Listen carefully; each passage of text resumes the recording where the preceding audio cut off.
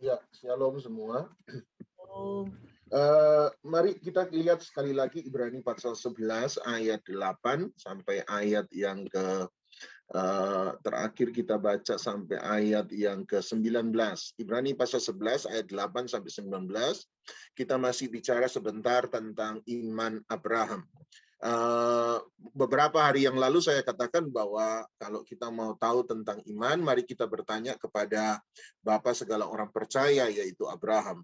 Kira-kira kita bertanya, Abraham, apa itu iman? Maka Ibrani 11 ayat 8 sampai 19 itu akan menjadi ayat yang sangat cocok bagi kita untuk mencoba melihat iman dari versinya Abraham.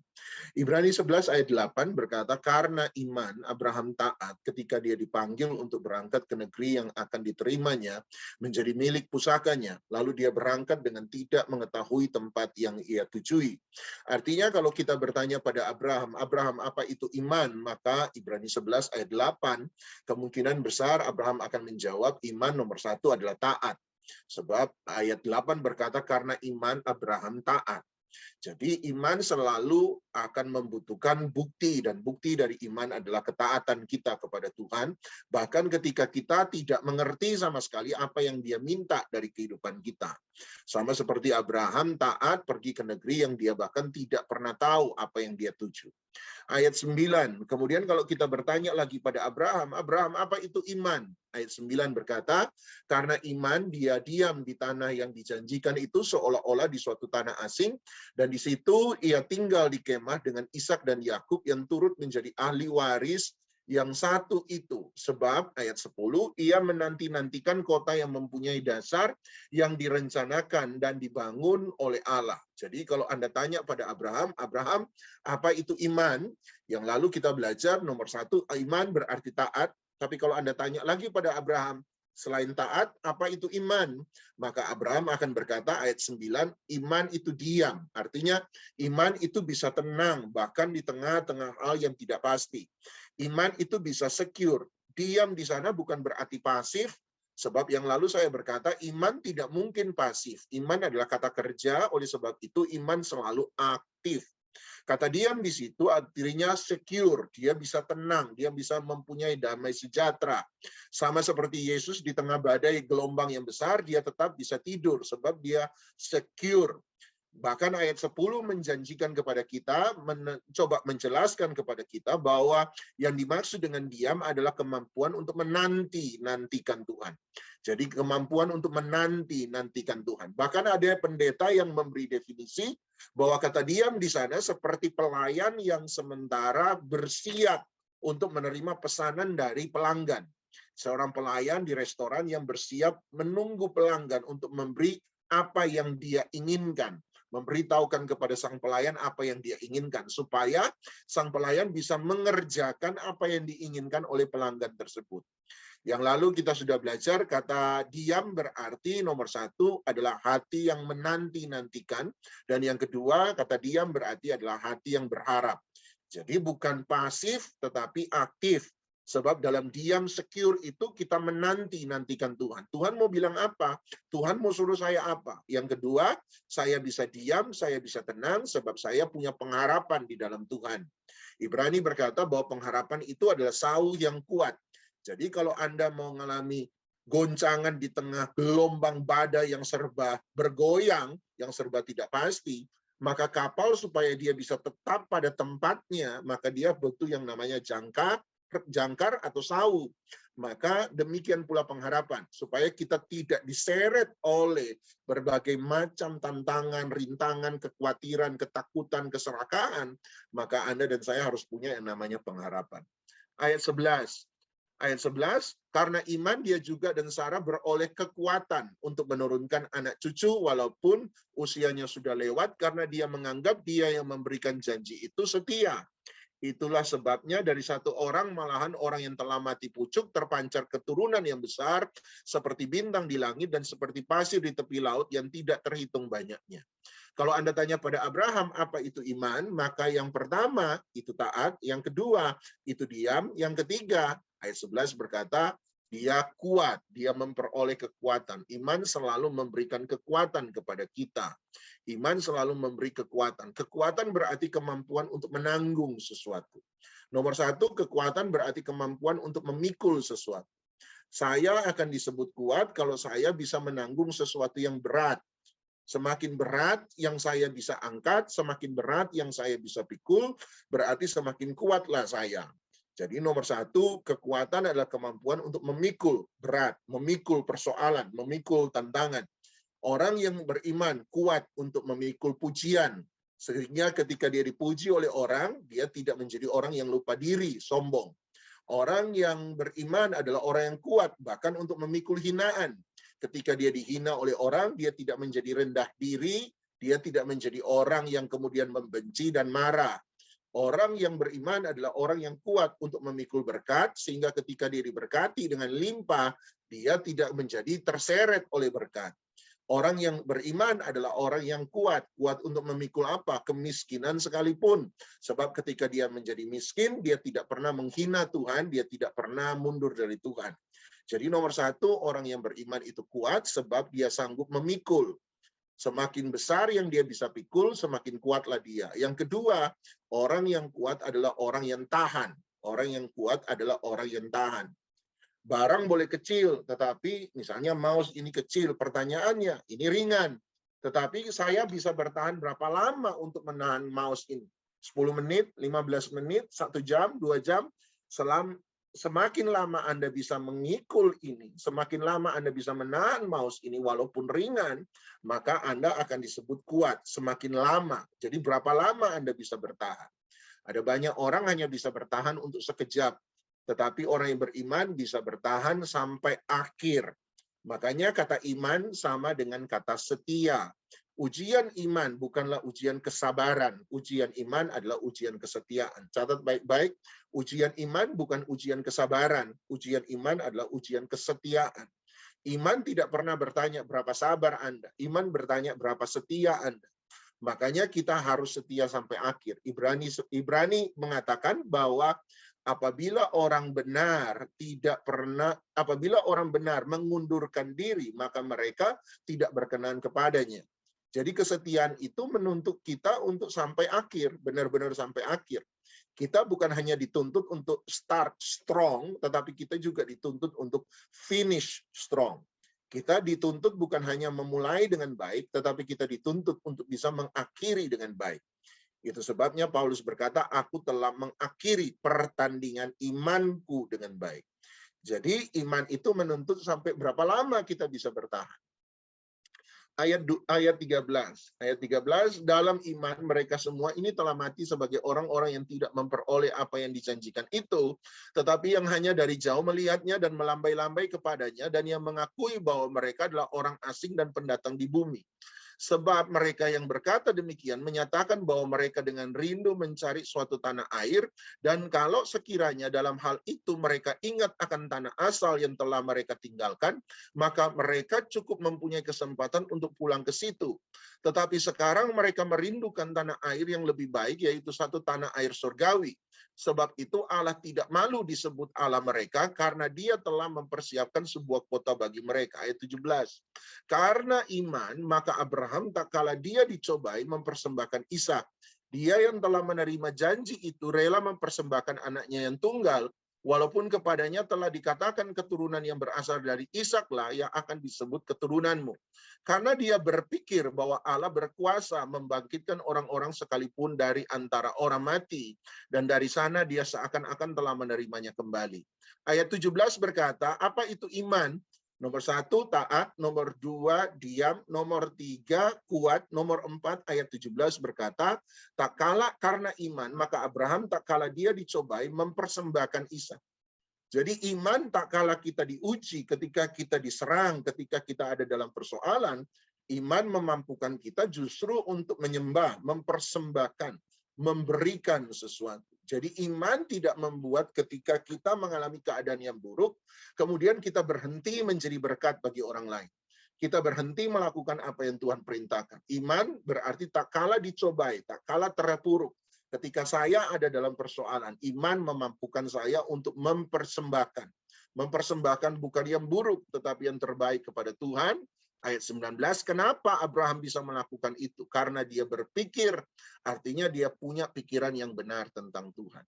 Nah, setelah Anda baca Ibrani pasal 11 ayat 8 sampai 19, seharusnya saya berharap ini. Saya berharap Anda belajar untuk melihat ada sesuatu yang aneh dari serangkaian ayat-ayat yang kita baru baca tadi. Saya berharap bahwa Anda bisa menemukan bahwa ada sesuatu yang aneh dari serangkaian ayat-ayat yang saya baru baca tadi. Yang aneh adalah pada ayat yang ke-13 sampai ayat yang ke-16.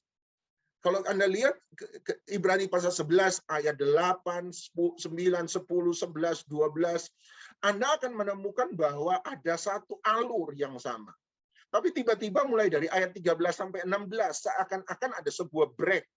Ada sesuatu yang terputus, yang tidak nyambung dengan ayat sebelumnya. Baru setelah itu dia kembali pada alurnya yang pertama pada ayat 17, 18, dan 19.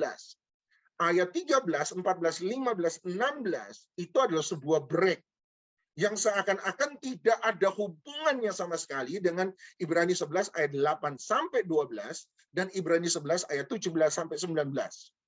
Dan bahkan untuk meyakinkan Anda bahwa Ibrani 11 ayat 13 dan 16 seakan-akan adalah sebuah saran tertentu, nasihat yang berbeda dengan ayat-ayat yang lain, coba Anda perhatikan. Dalam Ibrani pasal 11 ayat 8, bahkan sebelum itu, Anda akan menemukan bahwa pokok kalimat itu selalu dimulai dengan kata karena iman. Anda akan menuai karena iman Habel, karena iman Nuh, karena iman Musa, karena iman Yakub, karena iman Abraham. Lihat ayat 8, karena iman Abraham taat. Ayat 9, karena iman Abraham diam. Lihat ayat 11, karena iman dia juga beroleh kekuatan. Tiba-tiba ayat 13, dia tidak menggunakan kata karena iman, tetapi ayat 13 dia menggunakan kata dalam iman. Setelah itu dia memasuki ayat 13 sampai 16 dan ayat 17 baru dia kembali lagi. Ayat 17 dia kembali pada pola alur yang sama. Ayat 17 karena iman. Kemudian ayat 20 karena iman. Ayat berikutnya karena iman. Dia kembali pada pola yang sama. Ayat 13 sampai ayat 16 adalah sebuah break yang harus membuat kita melihat ada sesuatu yang berbeda pada ayat 13 sampai ayat 16. Dia tidak memulai dengan karena iman, tetapi dia memulai dengan dalam iman. Dan yang menariknya adalah ketika dia memulai dengan kata dalam iman, perhatikan, menarik sekali. Ketika dia berkata dalam iman, mereka semua ini telah mati sebagai orang-orang yang tidak memperoleh apa yang dijanjikan itu. Jadi coba Anda lihat, renungkan sekali lagi. Apa perbedaannya? Kenapa ketika penulis Ibrani menggunakan kata karena iman, karena iman, karena iman, karena iman, karena iman. Dan ketika ayat 13 sampai 16, dia memulai dengan kata dalam iman. Inilah perbedaan. Perbedaannya adalah ketika dia memulai dengan kalimat frase kata karena iman, dia menunjukkan bagaimana orang itu karena iman mengalami sesuatu yang dahsyat. Karena iman dia taat, karena iman dia sanggup membelah laut merah, karena iman engkau sanggup melakukan sesuatu yang dahsyat. Ini kemudian dijelaskan, perhatikan baik-baik pada ayat yang sebentar. Ini kemudian dijelaskan kalau Anda pergi ke ayat yang ke-32. Ayat yang ke-32. Ibrani 11 ayat 32. Dan dia merangkumnya, dan ini merangkumnya, dan dia mencoba menjelaskan ulang kepada kita apa yang dia maksudkan. Ibrani 11 ayat 32 dia berkata begini. Dan apakah lagi yang harus aku sebutkan? Sebab aku akan kekurangan waktu apabila aku hendak menceritakan tentang Gideon, Barak, Simson, Yefta, Daud, Samuel, para nabi, ayat 33. Yang karena iman. Jadi apa itu karena iman? Karena iman telah menaklukkan kerajaan-kerajaan, mengamalkan kebenaran, memperoleh apa yang dijanjikan, menutup mulut singa, memadamkan api yang dahsyat. Mereka telah luput dari mata pedang, telah beroleh kekuatan dalam kelemahan, amin. Telah menjadi kuat dalam peperangan, amin. Yang telah memukul mundur pasukan-pasukan tentara asing, amin. Ibu-ibu telah menerima kembali orang-orangnya yang telah mati sebab dibangkitkan. Karena iman bicara tentang perbuatan dahsyat yang dialami seseorang ketika mereka beriman kepada Tuhan. Itu karena iman. Mereka yang dikatakan memperoleh kekuatan di tengah-tengah kelemahan, mengamalkan kebenaran, memperoleh apa yang dijanjikan, menutup mulut singa-singa, memadamkan api yang jahat, meluputkan mata pedang, menjadi kuat dalam peperangan, memukul mundur musuh-musuh, menguasai kerajaan-kerajaan. Itu karena iman. Karena iman adalah bicara tentang mujizat yang besar yang Tuhan kerjakan dalam hidup seseorang karena dia percaya kepada Tuhan, beriman pada Tuhan. Dan pertanyaan berikutnya adalah, kalau begitu apa itu dalam iman? Ibrani 11 ayat 13. Tiba-tiba ketika bicara soal itu, tiba-tiba dia mulai dengan kalimat ini. 35, Ibrani 11:35 dia berkata, tetapi orang-orang lain membiarkan dirinya disiksa dan tidak mau menerima pembebasan supaya mereka beroleh kebangkitan yang lebih baik. Ada pula yang diejek, didera, bahkan yang dibelenggu, dipenjara, dilempari, digergaji, dibunuh dengan pedang, mengembara dengan pakaian kulit domba, kulit kambing sambil menderita kekurangan, kesesakan, siksaan. Dan jangan bilang mereka ini tidak kudus, mereka ini ada dosanya, mereka ini buka celah. No. Ayat 38 berkata, dunia ini tidak layak bagi mereka, bahkan mereka mengembara di padang gurun, di pegunungan, dalam gua-gua dan celah-celah, dan mereka, dia mengulang ayat 13, dan mereka semua tidak memperoleh apa yang dijanjikan itu, sekalipun saya tambahkan di dalam iman mereka telah memberikan mereka suatu kesaksian yang baik, sebab Allah telah menyediakan sesuatu yang lebih baik bagi kita. Tanpa kita mereka tidak dapat sampai kepada kesempurnaan. Apa itu dalam iman? Tiba-tiba kita temukan dalam iman bicara tentang orang yang tidak menerima apa yang dijanjikan. Dalam iman bicara tentang mereka yang menderita, mereka yang mengalami sengsara, mereka yang tidak menerima pertolongan, mereka yang ada dalam kesesakan, mereka yang ada dalam penderitaan. Tadi agak ngeri-ngeri gitu, serem ya, digergaji, dipotong, ditebas, segala sesuatu yang membuat mereka menderita. Bukan berarti mereka berdosa. Penulis Ibrani berkata bahkan dunia tidak layak bagi mereka. Mereka begitu kudusnya, dunia bahkan tidak layak bagi mereka. Jadi saya melihat bahwa ada dua tipe iman dalam hal ini. Dalam konteks ini ada dua tipe iman. Mari saya memberi nama dua tipe iman itu. Iman tipe pertama saya sebut sebagai masculine faith, iman yang maskulin, dan iman tipe kedua dalam iman, jadi masculine faith karena iman, sementara iman tipe kedua dalam iman saya sebut sebagai feminine faith. Feminine faith, iman yang feminim. Apa itu? Iman yang maskulin adalah iman yang mendapatkan apa yang kita cari, mendapatkan apa yang kita doakan. Anda kejar dengan mujizat sama seperti wanita pendaraan 12 tahun menerobos di antara banyak kerumunan orang banyak. That's faith. Dan dia mendapatkan apa yang dia imani. Itu masculine faith. Itu iman karena iman. Ada seperti orang buta Bartimeus yang berseru, Yesus anak Daud, kasihanilah aku. Dan Tuhan Yesus berhenti karena teriakan orang itu, sekalipun orang itu melarang dia berkata demikian, tapi dia berkata, Yesus anak Daud, kasihanilah aku. Dan Yesus berhenti dan Yesus menyembuhkan dia. Dia menerima apa yang dijanjikan. Masculine faith adalah iman yang menerobos. Masculine faith adalah iman yang tidak gentar dengan tantangan. Masculine faith adalah iman yang berani untuk melakukan sesuatu yang baru, iman yang berani untuk berjuang dan mendapatkan apa yang dia imani. Itu masculine faith. Tapi bagaimana dengan feminine faith dalam iman tadi? Ibrani 11 ayat 13. Sederhana, feminine faith adalah iman yang berani menerima semua yang buruk dalam kehidupan. Masculine faith adalah iman yang berjuang untuk mengubah yang buruk menjadi baik, sakit menjadi sembuh, kekurangan menjadi diberkati, tidak punya damai sejahtera jadi punya damai sejahtera, sementara sakit disembuhkan, sementara butuh mujizat menerima mujizat, berani menerobos, melihat api menyala, tidak pernah takut dengan tantangan, badai diredakan. That's masculine faith. Inilah iman yang berani berjuang. Tetapi feminine faith adalah iman yang melakukan perjuangan dengan cara yang berbeda. Iman yang menerima semua keburukan. Iman yang menerima semua keadaan sekalipun tidak menyenangkan. Tetapi dia menerima itu semua sebab satu hal. Alkitab berkata Ibrani 11 ayat yang ke-39 berkata supaya generasi berikut, orang di sekitarnya bisa menerima sesuatu yang baik. Ibrani 11 ayat 39 dan 40. Tuhan Yesus ketika dia meredakan badai, that's masculine faith.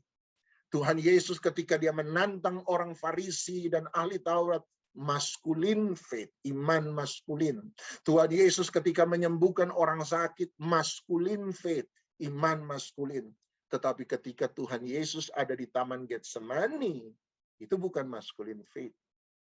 Itu feminin, satu iman yang sanggup untuk menerima sesuatu yang paling berat sekalipun. Apakah feminine faith kalah besar dengan masculine faith? Tidak. Apakah iman yang menerima semua keburukan kalah besar, kalah hebat, kalah heboh dengan iman yang melihat sebuah mujizat terjadi? Enggak. Bahkan justru di Taman Getsemani ketika dia berkata, Bapa kalau mungkin biarkan cawan ini lalu daripadaku, tapi bukan kehendakku yang jadi, melainkan kehendakmu yang jadi. Penyerahan kehendak karena imannya kepada Bapa. Feminine faith justru adalah iman yang membawa Yesus pada kayu salib. Dan justru lewat kayu salib, Anda dan saya menerima keselamatan kehidupan kekal buat selama-lamanya. Mari siapkan roti perjamuan Anda, anggur perjamuan Anda. Ada banyak orang akhirnya terjebak pada faith berarti maskulin saja. Yang berkata, karena iman, karena iman, karena iman, karena iman. Dan saya tidak akan berkata itu salah, itu benar. Sebab memang itulah iman. Itulah iman. Iman membuat kita melihat mujizat. Iman membuat kita melihat sesuatu yang dahsyat. Iman membuat kita melakukan perkara-perkara besar bersama-sama dengan Tuhan. Iman membuat Anda saya mampu untuk menerobos, untuk menerima hak kita sebagai anak-anak Allah.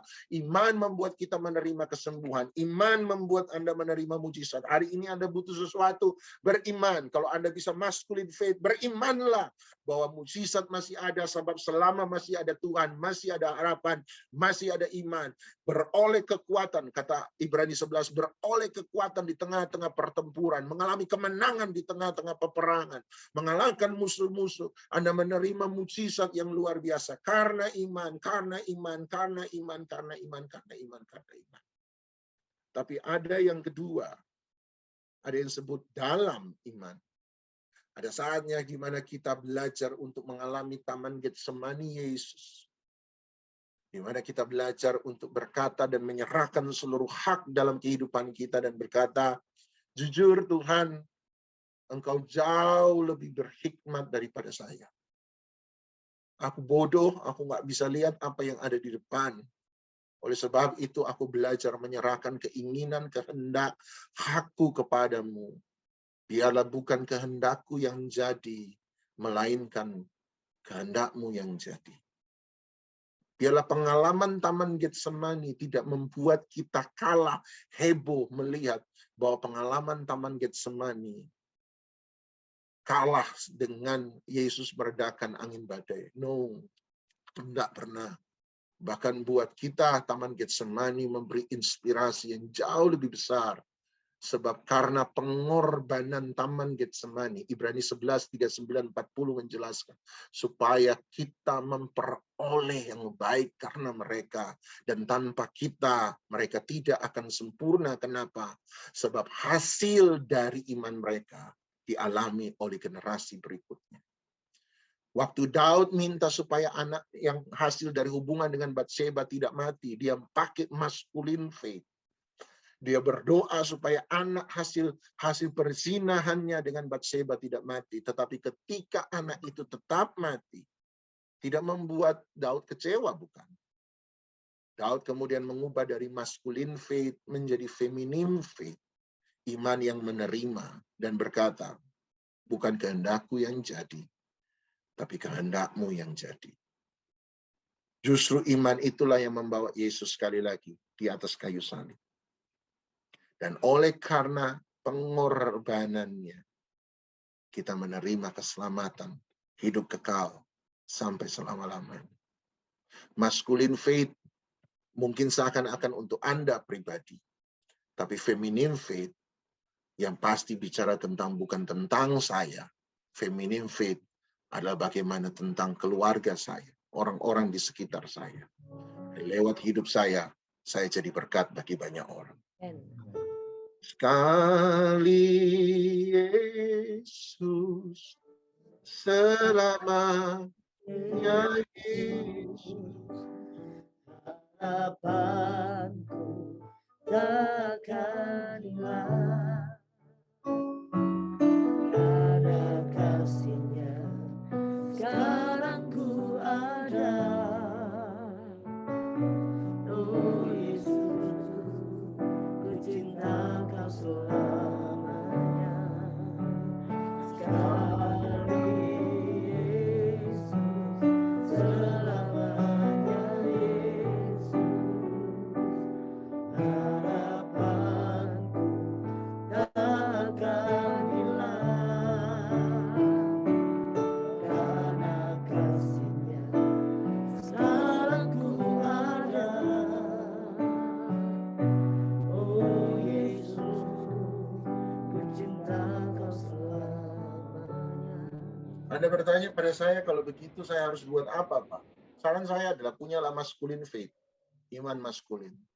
Tetapi ketika apa yang kita harapkan tidak terjadi seperti Daud dalam kebodohan kita, tetap punya feminine faith, iman yang bertahan di tengah-tengah goncangan, iman yang sekali Yesus, selama-lamanya Yesus.